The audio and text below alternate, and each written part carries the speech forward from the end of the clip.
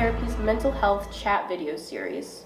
Today, we will be talking to Dr. Philip Borders, psychiatrist and owner of Hendricks Therapy, and Lyndsay Curran, one of our psychiatric nurse practitioners, in order to get some professional thoughts and opinions on mental health and relationships. My first question for you is, how do you know if you're in a healthy relationship or not? What are some of the things that you will typically see in a healthy relationship?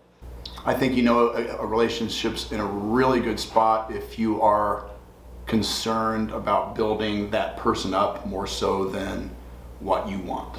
So if you are like, what can I do to help my girlfriend become a better, stronger person?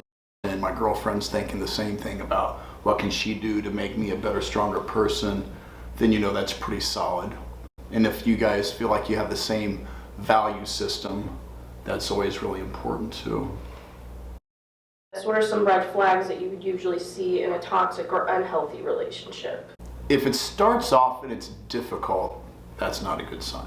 Like if you're dating somebody and you've been dating for a couple of weeks or a month and you're already having some issues, it's like, really? This should be like the easy kind of fun period. So that's a sign that you're not in a real healthy relationship initially. When I was 17, we used to get 17 magazine and go, are you in a happy relationship? Take this quiz, right? Yeah. Well, we've advanced a little in the world. Anytime anybody questions whether they're in a healthy relationship, there may be some red flags that are occurring. That doesn't mean people never fight. I would like to think I'm in a healthy relationship. There are moments that we have disagreements and don't get along, but those disagreements are handled with communication, open-ended questions, caring and understanding. I'm a person who's been divorced, so I've been in an unhealthy relationship. Some of the characteristics of that are miscommunication, undercommunication, trying to upset or irritate the other person on a frequent basis. If a couple's relationship is already healthy, could they still benefit from going to couples counseling? Absolutely. Just like we go to the doctor for regular checkups, being in a relationship means regular checkups too. I think almost everybody can benefit from counseling.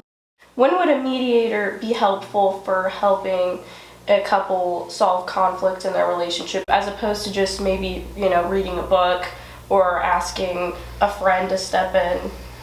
Usually asking a friend to step in doesn't help that much. If somebody asks for a friend to step in, then they're probably in a place where they probably need somebody a little bit more than just a friend. I think the one thing that's important is you need a person who's neutral. I also think that when someone gets to know you in a therapeutic relationship, so your therapist gets to know you as a couple, they can identify some red flags maybe before you do. So if you've been in therapy for a long time, they're going to look at not just like how you're interacting as a couple, but your body language. Have you gained weight? Have that person lost weight? Is your eye contact good? Are you communicating well? Are you using kind words? Are you being positive? If you told your friend or your mom or your dad or whoever all the details, the intimate details of your relationship, it might be really hard for that friend or confidant to learn to love your partner, right? If your partner talked about all your negative stuff to their mom or dad, do you think their mom or dad is going to love you? No, because we always hold our person at a higher pedestal. Having that person who doesn't have a reason to pick sides is just a really helpful and healthy way to deal with things. If someone does suffer from a mental illness, what would you say they need to be aware of in order to maintain a healthy relationship? Educating their partner obviously is beneficial.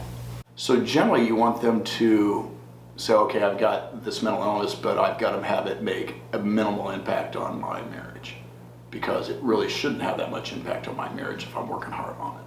The partner of the person with mental illness, what could they do to maybe help? Not try to fix them. That'd be number one. Basically just say, hey, I love you, I'm there for you. And it doesn't take a whole lot much more. And don't remind them to take their medications. People hate that, and understandably so. What I like to do with people is do like what I call a trigger list. So what are a list of things that trigger my mental health issue? What are the list of things that cause my mental illness to flare up? And have your partner write that list with you. If we know that those things are on a trigger list and we shouldn't do those, that is a sign of, hey, we're trying to work together to be healthy. Any final thoughts that you would like to add? Relationships are difficult, and I don't think they're getting any easier.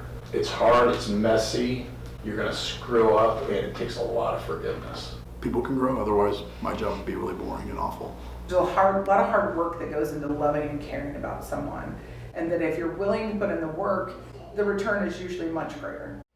We hope that this video can benefit you and some of your relationships. If you have any questions, feel free to leave a comment down below or leave us a message. We may even answer one of your questions in a future video. Thanks for watching.